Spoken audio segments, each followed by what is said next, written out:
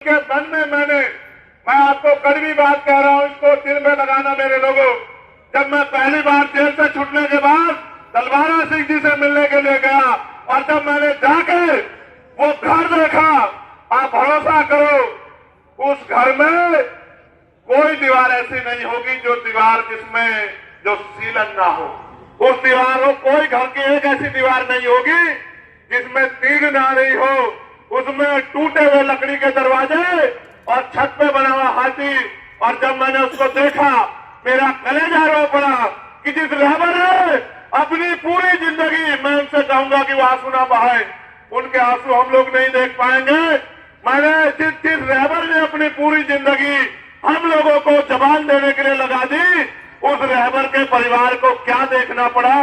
ये बात जब मैंने महसूस की, मेरे दिल में इतनी दर्द महसूस हुआ और मैंने उसी दिन ठान लिया था कि अपने जीते जी मान्यवर काशीराम साहब के अधूरे सपने को पूरा करने के लिए जो भी योगदान होगा हम लोग करने का काम करेंगे, चैन से घर नहीं बैठेंगे।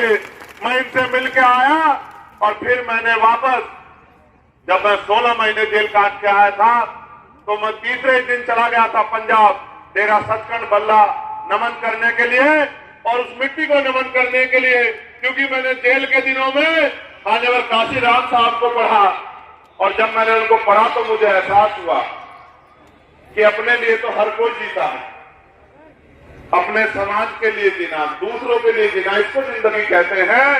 जिन्होंने अपनी पूरी जिंदगी बिता दी हम लोगों के लिए, सारे पदों को ठोकर मार दी, ऐसे रहबर के घर जाके उनको नमन किया जाए।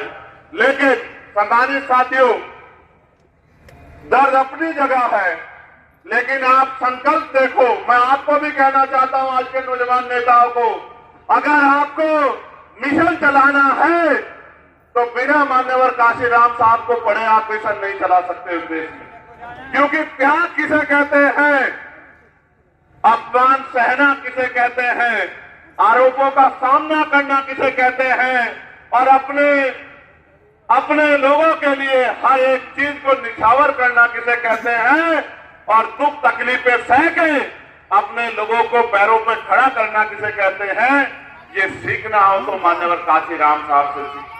मैंने तो उनको गुरु माना और जिस दिन से गुरु माना मैंने पीछे पलट के नहीं देखा। मेरे साथ मैं जब यहां आया था नगीना, आज हम उनकी 90वीं जयंती मना रहे हैं, लेकिन जब मैं नगीना आया तो सिर्फ यहाँ जिले की टीम थी, team army Azad Samaj party की, और कुछ सीनियर नेता थे। मेरे वो बात याद आई कि मैं अकेला ही चला था जानिबे मंजिल और लोग मिलते गए, काफिला बनता गया। वो दिन भी मैंने देखा कि अगर मैं आता था तो 2-3 गाड़ियां बड़ी हिम्मत जुटा के मेरे लोग एक एक पैसा जोड़ के करते थे। वो दिन भी मैंने देखा, मेरे आज भी याद है। मैं आता था, वो खून पसीने से एक एक पैसा जोड़ के गाड़ी का तेल करके किराए की गाड़ी लेके मुझे स्वागत करने के लिए मिलते थे। और आज का दिन भी है, यहां से सड़क की दूरी तय कर दो, अगर आपकी गाड़ियां कम पड़ जाए तो चंद्रशेखर आजाद से सवाल कर देना। ये ताकत पैदा की है आपने संघर्ष से। मैं तो बचपन से पढ़ता आया कि संघर्षों के साए में घनघोर जवानी पलती है और इतिहास उधर झुक जाता है जिस ओर जवानी चलती है। ये जवानों का समय है और इतिहास गवाह है कि जब जब नौजवानों ने बागडोर संभाली है, उन्होंने बड़े बड़े निजाम बदल दिए हैं। यहाँ बहुत सारे चेहरे ऐसे हैं जिनसे मेरा दिल का रिश्ता है। भाई अश्वनी जी, भाई बोकाड़िया जी, बाबू अतर सिंह जी, और उधर कोने में खड़े मेरे बड़े भाई रिटायर हेड साहब नरेश कुमार जी, जिन्होंने 16 महीने मुझे जुल्म सहते देखा सहारनपुर की जेल में, जब मैं 10x6 की एक कोठरी में रहता था। आप भरोसा करो, मैंने बहुत सारे अधिकारी कर्मचारी देखे, लेकिन मैंने उनके जैसा ईमानदार आदमी कभी अपने जीवन में नहीं देखा। पूरे जीवन वो रोज आके मुझसे पूछते कि चंद्रशेखर किस चीज की जरूरत तो नहीं है। उस दिन मुझे एहसास हुआ कोई ईमानदारी से काम करे तो उसके साथ देने वाले बहुत सारे लोग होते हैं। मैं गांव में जाता हूं खाली केतली लेके, मेरी माँ मुझे आशीर्वाद भी देती है और अपनी मेहनत की कमाई का एक एक पैसा भी मुझे सौंपती है और मुझसे गले लग लग के रोती भी है। मैं भी भावुक हो जाता हूं। मैं भी गया था गांव में, उस गांव का नाम था जहां से मैं छोड़ के आया सभा श्यामी वाला, मैं अपनी बात रख रहा था, एक माँ उठ के आई, एक माँ उठ के आई और मुझसे गले लग के रोने लगी। मुझसे कहा कि हम सारी उम्र ऐसे ही गरीब रहेंगे, भूखे नंगे रहेंगे, और रोने लगी। मैंने उसको कहा, मेरी माँ रो मत, रो मत, क्योंकि तेरे आंसू भी देख पाऊंगा। और फिर मैं भी भावुक हो गया, मैं सभा छोड़ के चला आया, ये कहते हुए कि मैं फिर किसी दिन आऊंगा। मैं आपसे कहना चाहता हूं, आपके रोने, तकलीफ में रहने, गरीबी में रहने, परेशान रहने के दिन खत्म होने वाले हैं। मेरी बात को आप याद रखना। मैं नगीना के लोगों से नहीं कह रहा हूं, मैं देश में रहने वाले हर गरीब, कमजोर, किसान, मजदूर, दलित, पिछड़े, आदिवासी, मुसलमान और हर बहन बेटी से कह रहा हूं, हर न्याय पसंद व्यक्ति से कह रहा हूं कि याद रखना मेरी बात को, कि अभी चंद्रशेखर आजाद शुरुआत कर रहा है। पहली बार पूरी मेहनत से हम लोग चुनाव लड़ रहे हैं। बताओ, झूठ बोल रहा हूं, सच बोल रहा हूं? बताओ। अब से पहले जो भी चुनाव लड़े, हवाई लड़े।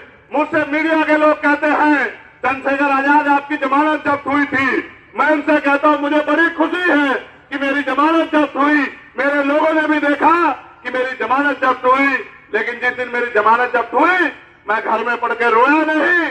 मैंने उसी दिन कलम उठा के लिखा कि इस जमानत जब्त को सम्मान में बदलना है, इस जमानत जब्त को ताकत बनाना है।